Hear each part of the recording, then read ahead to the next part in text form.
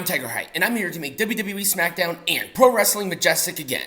I apologize ahead of time, but for some reason, WWE did not release their photo gallery from Smackdown, so a lot of it is going to be this graphic. It is what it is. I looked for at least 5 minutes and couldn't find anything. Well, except for these graphics. So we have LA Knight taking on Sheamus. The match itself was fun overall. Yeah, I know, I saw the botch of the superplex. It is what it is. Everybody makes mistakes. Nobody got hurt. Nobody had the impression of getting hurt, and it was a good recovery. So everybody needs to chill about a botch from a match that had a bunch of moves and a little crazy there with the Battle Royal stuff. It's just a sponsorship Battle Royal. It's a company. They have to make money. At least make it worth something. It was blood force trauma for LA Knight to win, but the other participants within this battle royal that have been announced were trying to attack LA, but that did not work. I like the match, despite the botch. I'll give it an Orange Cassidy thumbs up overall. So our next matchup here was the Brawling Brutes taking on Luke Gallows and Karl Anderson. And this was set up because of a backstage argument, and Adam Pearce made the match. Doesn't really matter though. To me, not really. So what I did love about this was not the match itself, but the Street Profits. Because the Street Profits have officially turned heel, attacking everybody, no contest. Oh my god. They needed a heel turn so fucking bad. And this alignment with Bobby Lashley is just icing on a pretty damn good looking cake. This is what we needed right here. Heel Street Profits, heel Bobby Lashley. They gotta pop despite that. I love it. It gets a full thumbs up literally because of the Street Profits and Bobby Lashley. The match was a nothing sandwich.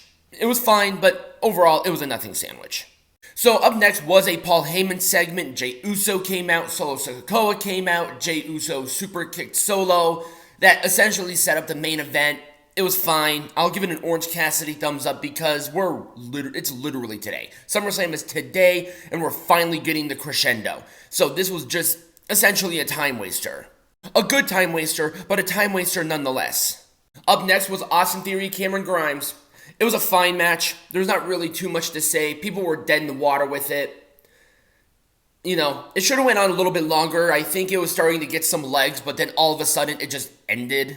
It was kind of anticlimactic and a bit disappointing, but it is what it is. We did have a Santos Escobar attack after, kind of heel, but he is popular. It is what it is. I'm going to be really nice. I'm going to give it an Orange Cassidy thumbs down. Up next was a Grayson Waller segment featuring Damage Control. And what I liked about this is that we saw Shotzi, who shaved her head because of her sister, and also it furthered the story. She looks good. I liked it. I liked the appearance. I liked the craziness. She has new life finally. They had an electric shaver effect play over the arena, which was sort of odd. It's like we don't necessarily need that audio thing, but it is what it is. I like the attack. And that basically set up Iyo Sky and Zelina Vega. And I actually did like this match. Once again, it needed a little more time to breathe, a little more effect, but it was the code red for Zelina to win. And at the same time, Iyo Sky is women's Money in the Bank. I feel like she should have more momentum than just losing. There's nothing wrong with it, but at the same time, she's looking a little lame. I'll give it an Orange Cassidy thumbs up. It was wrestled fine. And in our main event, Jey Uso, Solo Sikoa, definitive win for Jey. Momentum continuing. And, the thing is that Solo does not lose often. So him losing does feel like a bigger deal than maybe somebody else.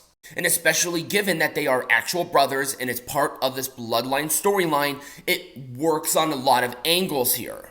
It was a spear and an Uso splash for the win. There was a post-match attack by Solo, but Jey got the upper hand and stood tall at the end of the day. So what did you think about this SmackDown? Did you like it? Did you not like it? Do you think it forwarded anything towards SummerSlam? Let me know in the comments either down below or right next to me over here. Like the video, subscribe or follow depending on you're watching this on. Get a hat, become a patron. There will be a link in the bio or in the description below. And as always, be majestic.